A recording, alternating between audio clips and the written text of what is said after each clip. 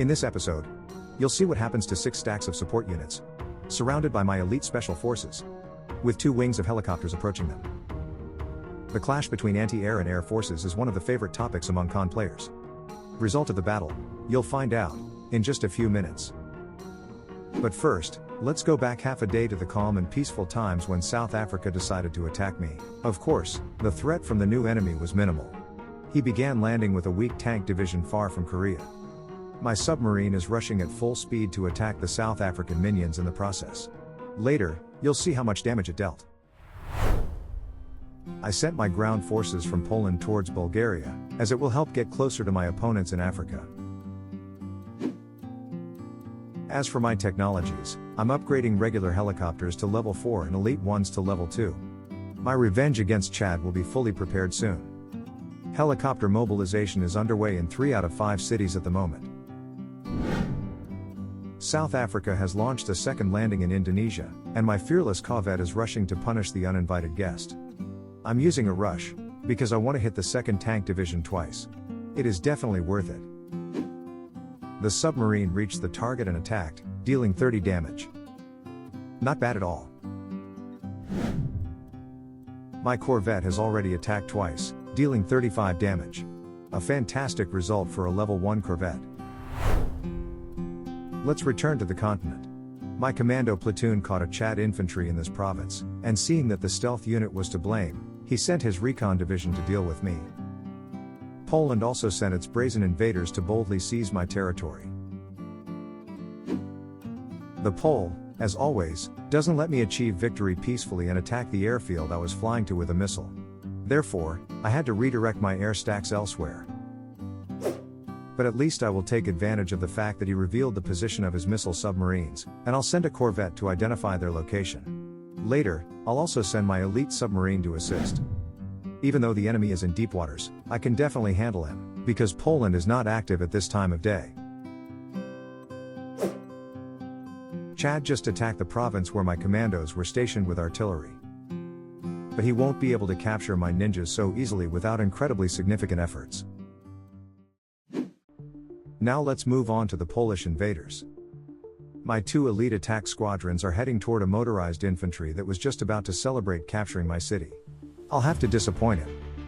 My air forces behave toward the enemy like a hawk hunting small rodents. 1 air raid, and the enemy is caught and dragged into the nest. Chad has restored his air forces and is now sending a wing of fighters to check my airfield and attack afterward. This is a good technique. After the attack, he decided to send his fighters to patrol in a safe place far from the front line. It would have been safe if I didn't know exactly where he was flying and where he would be patrolling. But not at the moment. My commando identified the composition of the Polish anti-air division. After dealing with the enemy's aircrafts, I'll handle it next. Once my scout discovered the next easy target, I immediately sent my EAA to deal with it. Chad cannot be allowed to capture my airfield. Otherwise, I won't be able to use my short-range helicopters. Now let's move on to the air forces. Currently, I'm monitoring the timing of when the enemy fighters will return to refuel. To do this, I'm using my satellite. Its icon doesn't display because of a bug, but today this bug has already been fixed. The satellite is a real game changer. Let me explain why. Unlike other units that detect signatures using radar or sonar, the satellite detects targets via its sight range. This means it can identify the composition of all non-stealth air stacks currently in the sky as if they were flying over your territory. It also shows where the enemy is heading, when they patrol, and when they'll return to refuel. It's the perfect tool for dealing with enemy air forces. You just need to be careful with units that demark you. By the way, the same features apply to surface vessels. I'll demonstrate this a bit later. Now I'm flying in, to catch the fighters on the ground. Boom! The airfield is destroyed. Chad effectively cornered himself through his own miscalculation. So, finishing off the remnants and catching the EAA is just a matter of technique. My wing of fighters is approaching the enemy. Since the squadron includes a fighter that automatically engages fixed-wing targets, I'll take full advantage of this. I flew into the patrol radius and allowed the enemy to attack me. Afterward, I launched my own attack. 2 strikes for the price of 1.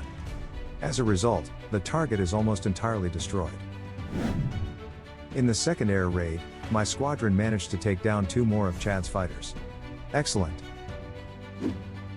The third attack was equally successful. In the reports, you can see that Chad destroyed my commando. This happened in a province where none of his units could have detected me. Therefore, it's likely that Poland was responsible, having upgraded his UAVs to the maximum level where they become stealth. Soon I eliminated Chad's last EAA. No luck for him to play with Air Force in this match. Now let's move on to the Allied forces in India. I've already assessed the strength and composition of these stacks and believe that my 2 helicopter wings will be enough. My only concern is the 3rd Anti-Air Division. It's positioned here, in the center, and I decided not to attack it. Now I can flip enemy forces like I flip a steak on a grill, attacking from whichever side I choose. In the first air raid, I destroyed 3 SAMs, and an identical number fell during the second. Helicopter mission accomplished. The remnants of Poland's forces on the western side will be dealt with by my jets. I don't want to waste my helicopters' time on them, since they have a much more important target. After my attack, only 1 infantry and 1 CRV survived. The second airstrike by my Hawk marked the end of the remnants of both divisions. Now let's move on to the most exciting part. My 2 wings of attack helicopters are flying to exact their revenge. Contact established. I managed to take a significant bite out of the enemy divisions, especially from the artillery stack. For the next attack I split off 1 helicopter from each wing to strike again without taking any losses. Just a reminder, I must avoid attacking the 3rd Anti-Air Division. The rest of the enemy forces might as well be cardboard cutouts, considering the threat they pose to me. 2 more raids like this, and the enemy will be completely wiped out. After the 3rd attack, only 1 infantry remained. I'll leave the 3rd Anti-Air Division alone, letting it bask in its lonely existence, far away from the action. It's no threat to me anyway. I'll let my helicopters recover their health and then come back for it. The final 4th attack eliminated Chad's ability to capture new territories in India. Victory secured, leaving no room for doubt. Time to heal in my homeland. Now let's move on to South Africa's tank division. Since it's not equipped with anti-air, I can simply drink coffee, read a newspaper, or go for a walk while watching my air forces repeatedly attack the enemy. As you can see, I'm basically the epitome of multitasking genius here, warfare and leisure combined. Given that South Africa doesn't have ports, I don't even need to pay much attention to this area, because he poses no threat to me. It took 6 attacks to destroy this division, and I managed to get this difficult job done. Now let's move on to the missile submarine. I sent my corvette and elite submarine to neutralize this headache.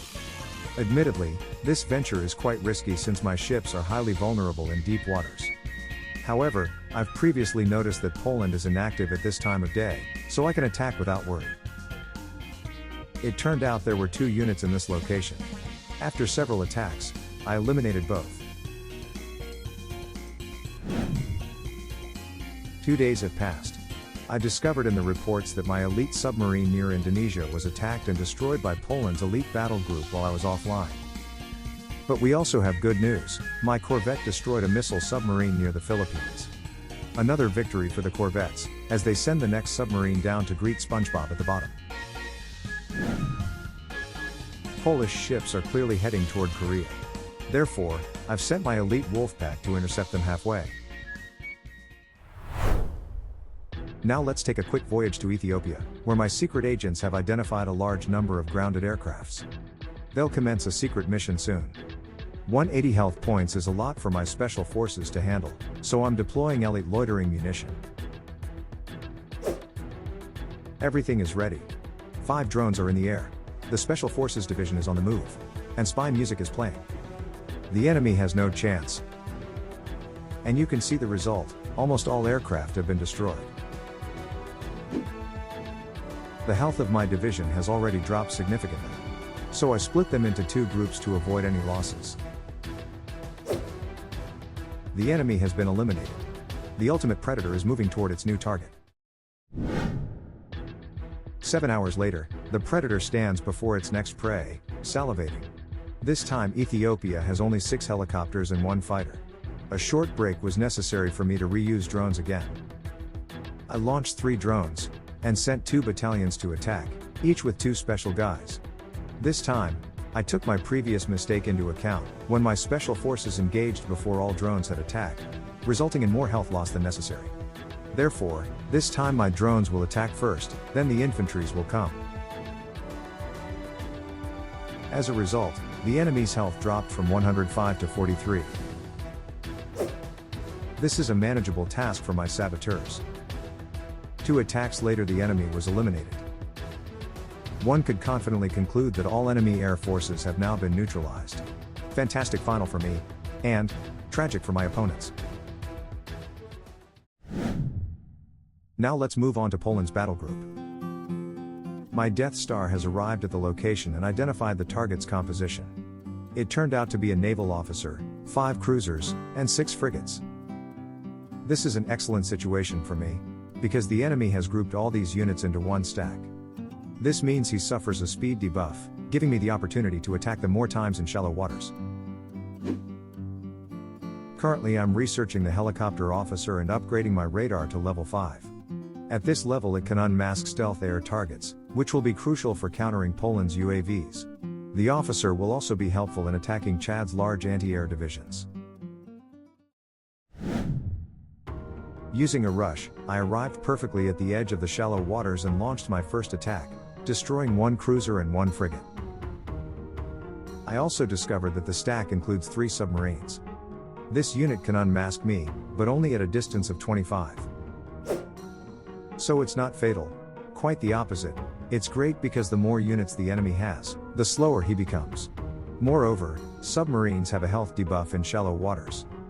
Poland is doing everything to facilitate his destruction. The enemy will soon reach deep waters, where I can't chase him. While we're still in this relatively large patch of coastal waters, I need to take full advantage of the situation and attack the enemy as many times as possible. I didn't miss this opportunity and managed to deliver 4 powerful strikes. In total I destroyed 4 frigates, 2 cruisers, and 2 submarines. It's time to quickly return to base and prepare to repel the next assault on Korean soil. Meanwhile, noticing that I didn't keep Polish cities under my control, which led to insurgents taking them, the Pole decided to regain control of his former territories. As you can see, he has plenty of forces. Additionally, he annexed several cities in Kenya and began mobilization there. In his homeland cities, he has already started building army bases and arms industries. Believing in yourself is important, but this is just too much. A comeback is only possible if your opponents are largely inactive, and considering that his coalition cannot put up any resistance against me, it's simply insane. I approached the enemy's mobile SAM with my radar and launched a swarm attack. Since recently, the radar is a powerful combat unit, not just a helpless support tool. You can also see that the Pole managed to damage the airfield where I had forgotten 2 of my elite attack aircrafts with a missile. Fortunately, the enemy didn't attack further, likely due to missile cooldown. Finally, my radar defeated the enemy's anti-air. Let's return to Poland's battle group. I successfully returned home just in time and attacked the Pole, destroying 2 more ships. He attacked Pyongyang with his battle group, but saw nothing in the reports, because I had repositioned my AA division. It was obvious to me that the enemy would try exactly this, destroy my missile defense and follow up with missile strikes. This has become an obsessive idea, trying to hit my capital with missiles and hoping for a miracle. But that's not going to happen. My anti-air simply intercepted all 12 targets. The funniest part is that the Pole messaged me saying he uses missiles to boost his KD ratio. I'm very skeptical that this strategy works. I continued harassing the enemy with my submarines. First, I destroyed another frigate. Then, during the 7th attack, another cruiser was sent to the depths to set up an underwater base for his surface vessels. However, I underestimated his ability to escape, and the enemy managed to flee. I also tried attacking him with my helicopters. But his officer had 21 health points left and retreated to deep waters. Quite unfortunate. Now let's return to the Polish uprising. Naval signatures revealed another attempt by Polish minions to flee the battlefield. I had just attacked them with my naval strike fighters, destroying one CRV. 8 hours later, I detected a slow-moving air signature. Clearly, these were the same escapees. Shortly after, I noticed multiple signatures and realized the Pole had sent his units to flee separately. To catch them, I had to split my fighter wing. I'd only have one chance since my airfield was too far away to allow a second attack. With one fighter I destroyed the first green dot, and 3 others were sent to intercept the remaining targets. At the moment, it's not entirely clear where the escaping units are located, so I'm occasionally pressing the attack button to pinpoint their position, and then covering them with my patrol radius.